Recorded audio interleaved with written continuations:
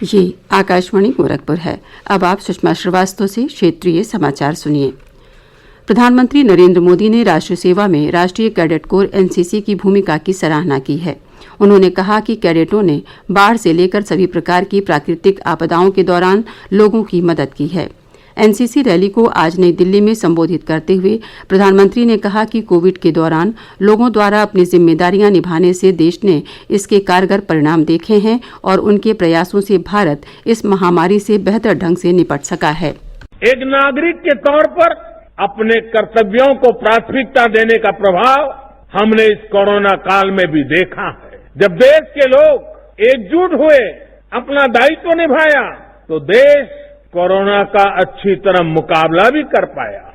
साथियों, ये कालखंड चुनौतीपूर्ण तो रहा, पर ये अपने साथ अवसर भी लाया।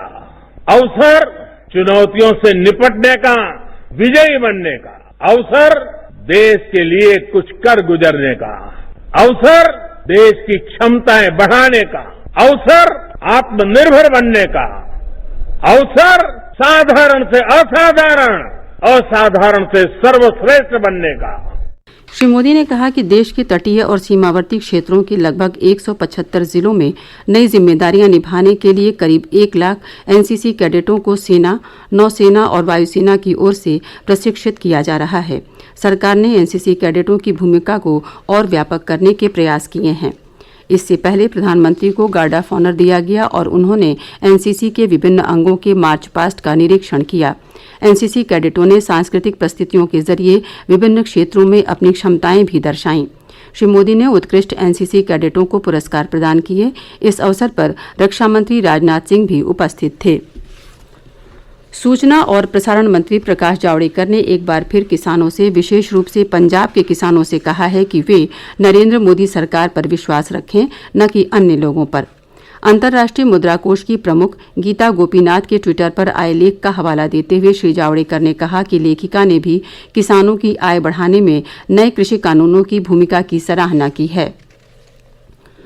मुख्यमंत्री योगी आदित्यनाथ ने प्रदेश में 5 फरवरी तक स्वास्थ्य कर्मियों का टीकाकरण पूर्ण करने के निर्देश दिए हैं। लखनऊ में आज एक उच्च स्तरीय बैठक में अनलॉक व्यवस्था की समीक्षा करते हुए मुख्यमंत्री ने कहा कि कोविड टीकाकरण की प्रक्रिया में केंद्र सरकार की ओर से जारी किए गए सभी मानकों और दिशा निर्देशों का पालन किया जाए। मुख्यमंत्री ने कोविड की जांच के कार्य को भी सुचारू ढंग से संचालित करने के निर्देश दिए। मुख्यमंत्री ने प्रधानमंत्री जन औषधि केंद्र योजना के संचालन में राज्य को देश में प्रथम स्थान प्राप्त होने पर संतुष्टि जताते हुए जन औषधि केंद्रों को और विस्तार देने के भी निर्देश दिए। प्रदेश में कोविड टीकाकरण सफलतापूर्वक संचालित किया जा रहा है।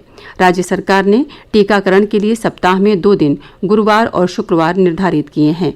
टीकाकरण के अगले चरण में 4 और 5 फरवरी को भी स्वास्थ्य कर्मियों को टीके लगाए जाएंगे। टीकाकरण के अगले चरण में अग्रिम पंक्ति के कर्मचारियों को टीके लगाए जाएंगे। प्रधानमंत्री नरेंद्र मोदी 31 जनवरी को आकाशवाणी से मन की बात कार्यक्रम में देश विदेश के लोगों के साथ अपने विचार साझा करेंगे।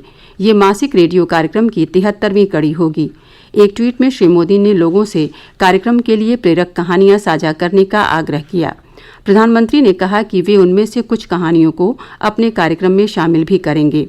लोग नमो ऐप या माई जीओवी ओपन फोरम में अपने विचार साझा कर सकते हैं।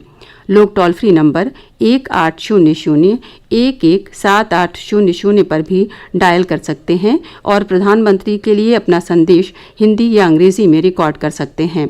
लोग 1922 पर मिस्ड कॉल भी दे सकते हैं और आज सीधे प्रधानमंत्री को अपने सुझाव देने के लिए एसएमएस में प्राप्त लिंक का उपयोग कर सकते हैं।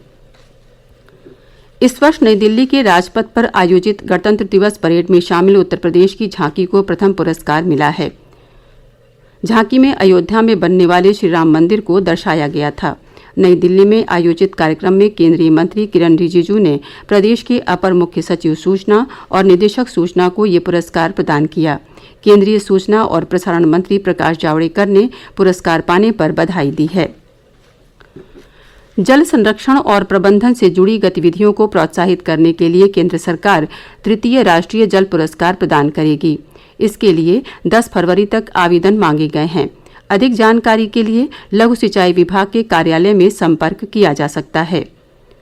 इसके साथ ही क्षेत्रीय समाचारों का ये बुलेटिन समाप्त हुआ। नमस्कार।